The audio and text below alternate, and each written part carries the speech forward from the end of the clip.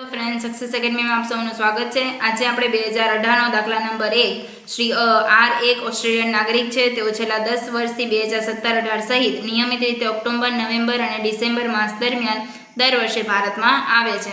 આકારણી વર્ષ છે 2018-19 માટે તેમના રહેઠાણનો દરજ્જો નક્કી કરો। આપણે સૌપ્રથમ લખી નાખીએ આકારણી વર્ષ। આકારણી વર્ષ આપણને આપેલું છે 2018-19 અને પાછળનું વર્ષ થશે આપણું 2017-18। હવે આપણે જોઈએ કયા કયા માસ દરમિયાન આવે છે, તો કે ઓક્ટોબર, ત્યારબાદ નવેમ્બર અને ડિસેમ્બર, 3 માસ આવે છે 10 વર્ષથી। ઓક્ટોબરમાં કેટલા દિવસ હોય? 31 દિવસ, ડિસેમ્બરમાં 30 દિવસ અને નવેમ્બરમાં 30 દિવસ અને ડિસેમ્બરમાં 31 દિવસ, ટોટલ થશે 92 દિવસ। હવે આપણે જોઈએ રહીશની શરતો। રહીશ માટેની શરતો, એની 2 શરતો છે। પહેલી શરત છે તો કે પાછળના વર્ષમાં 182 દિવસ કે તેથી વધુ। તો પાછળના વર્ષમાં આપણે જોયું કેટલા દિવસ થાય છે, એના 92 દિવસ થાય છે, મતલબ આ શરત લાગુ પડતી નથી।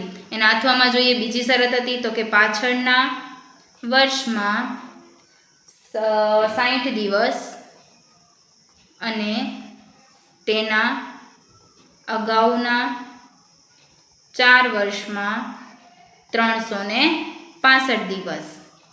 તો આપણે પાછળના વર્ષમાં 60 દિવસ તો થાય છે, જોઈ લીધું આપણે કે 92 દિવસ હતા, એટલે આ શરત તો લાગુ પડે છે। પણ એના સાથે જ બીજી શરત છે કે તેના અગાઉના 4 વર્ષમાં 365 દિવસ, એટલે કે 4 ગુણ્યા 1 વર્ષના 92, એટલે 4 વર્ષના, એટલે કે 4 ગુણ્યા 92 એટલે થશે 368 દિવસ।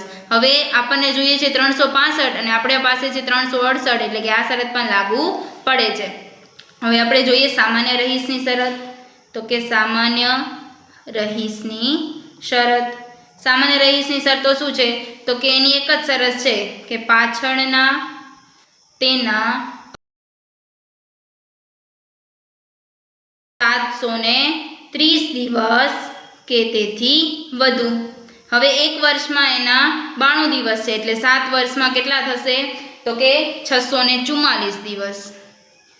તો કે આ શરત લાગુ પડતી નથી, કારણ કે આપણને કેટલા દિવસ જોઈએ? 730 દિવસ, અને આપણા પાસે અવેલેબલ કેટલા છે? 644 દિવસ, એટલે આ શરત લાગુ પડતી નથી। તો આનો જવાબ શું થશે? તો કે રહીશ છે પરંતુ સામાન્ય રહીશ નથી।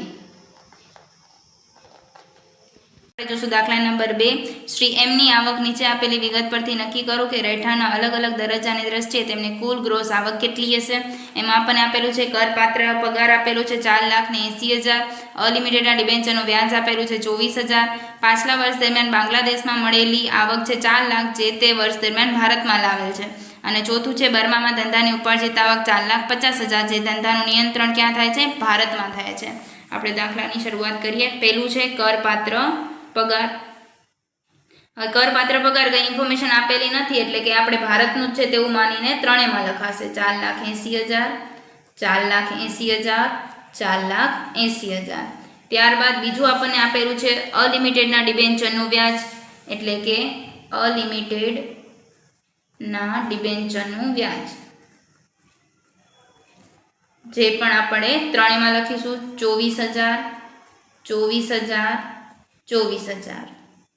ત્યારબાદ ત્રીજું આપેલું છે પાછલા વર્ષ દરમિયાન બાંગ્લાદેશમાં મળેલી આવક, ક્યાંની છે? તો કે બાંગ્લાદેશમાં 4 લાખ છે, જે તે વર્ષ દરમિયાન ભારતમાં લાવેલી છે, પણ છે ક્યાંની? એ બાંગ્લાદેશમાં છે, એટલે કે બાંગ્લાદેશની આવક, જે માત્ર ને માત્ર સામાન્ય રહીશમાં જ લખાશે 4 લાખ, રહીશ અને બિન રહીશમાં લખાશે નહીં। ત્યારબાદ ચોથું જોઈએ બર્મામાં ધંધાની ઉપાર્જિત આવક 4,50,000, જે ધંધાનું નિયંત્રણ અને સંચાલન ક્યાં થાય છે? ભારતમાં થાય છે, એટલે કે બર્મામાં ધંધાની આવક કેટલી છે? 4,50,000, જેનું નિયંત્રણ છે ભારતમાં થાય છે, એટલે કે સામાન્ય રહીશમાં અને રહીશમાં બંને જગ્યાએ લખાશે, બિન રહીશમાં લખાશે નહીં। કુલ ગ્રોસ આવક સરવાળો કરીએ આપણે 4,80,000, 24,000, 4 લાખ અને 4,50,000 એટલે 13,54,000।